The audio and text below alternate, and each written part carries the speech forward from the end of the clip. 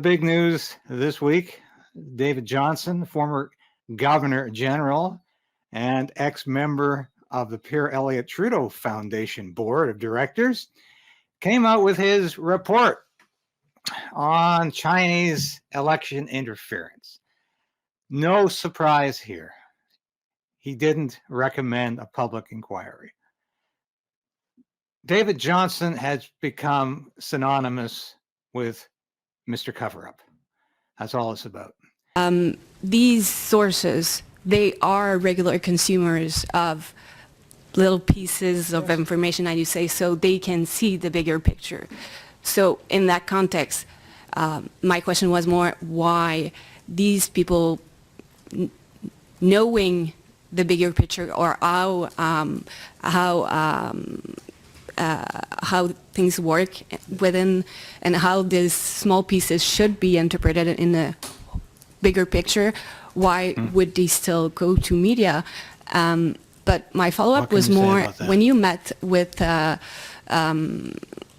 leader of the oppositions that wanted to meet you, were your conclusions already drawn, and how did you take the inputs from them, and sure. did you change any parts of your report? Because we saw this morning the former leader of the Conservatives saying he met with you, he thought it was unuseful and it was a loss of time, he wrote. Thank you for that question. The first part of it was that the leaks were not based on full information and turning all of the classified information. As we read those leaks and as we dealt with it, we came to the conclusion that there was a much fuller story that wasn't there. With respect to the comments of Mr. O'Toole, here are the facts. We, as we were asked to do in our mandate, contacted the leaders of the opposition parties to seek their assistance, both with materials and meetings.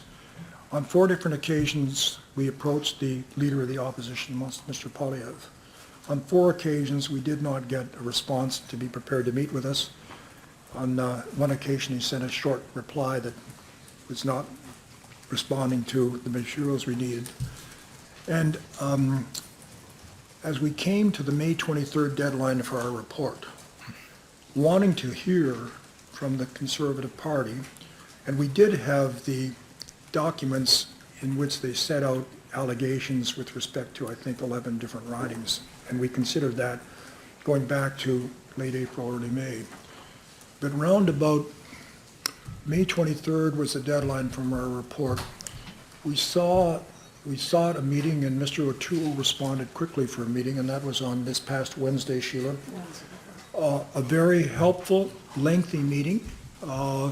Mr. O'Toole is a man for whom I have great respect. I know well. He's a former military man. He's cleared for top secret clearance, so he's no stranger to military intelligence. And he presented with us a review of the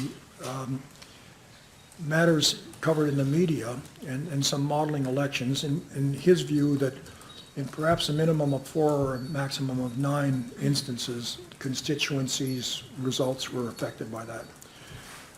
We took that material on the Wednesday.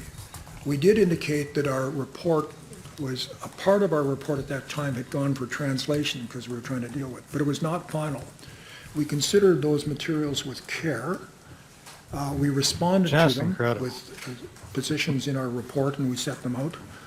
And we found we differ in our conclusion with Mr. O'Toole's conclusion that there was a tilt in those elections in 4 to 9 cases, and Elections Canada has found no interference. So that was our conclusion, which is different than Mr. O'Toole's.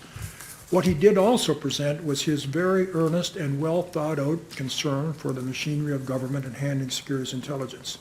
Provided us with a great deal of advice, and we are looking forward to hearing from Mr. O'Toole in our follow-up hearings, because he has a very important contribution to make from his position on how we do a better job of the machinery of government. So that's the story of Mr. O'Toole. You know, I've seen some crazy headlines around YouTube. Some people say the end of Canada. No, if you think about this, this is the continuation of Trudeau's Canada. This is about a government that's run by insiders and who hire other insiders to cover things up for them. And that's what this report is all about. I hope you're enjoying this channel as much as I enjoy putting the material on here. This is not just about politics. I sing some of my favorite songs from the Great American Songbook. And you can also watch my latest show where we do some of the news you're not going to hear anywhere else. But please like, subscribe, and hit the bell for notifications. If you want to be part of this station, please be a subscriber. We want you.